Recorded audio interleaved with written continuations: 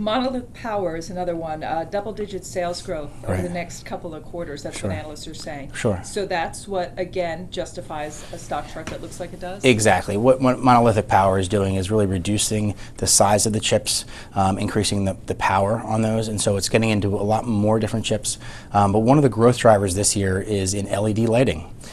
So LED lights are very expensive, but they have a solution which is going to make them a lot cheaper, and we should see a pretty large ramp in the LED lighting market for this year, driving growth much higher than what the street expects. What about the worries about a China slowdown? Because there is business from China and Taiwan too. Sure, absolutely. So the China slowdown, we believe, is really driven by a couple things. One is the anti-corruption side. So growth is slowing slightly, but this is such a diverse company with specific growth drivers like the LED lighting this year in the U.S., which will overcome any kind of slowdown that we might see outside the U.S. All right, let's move away from those names because Great. You have something called omni-channel retail, Right. which is essentially moving away from a physical store. Correct. All right, so a couple of names here.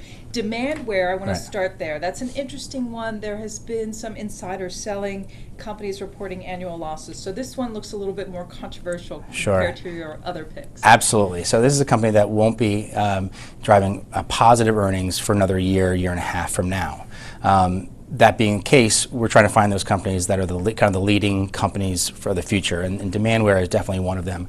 Enabling not only Fortune 100 companies, but Fortune 1000 companies to have an omni-channel experience for their customers is of prime importance nowadays.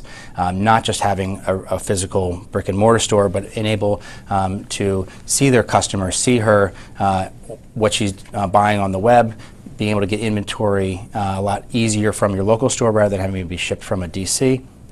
And really customize marketing plans to her as well is very important for many retailers. So Demandware creates the websites and it's a very sticky business.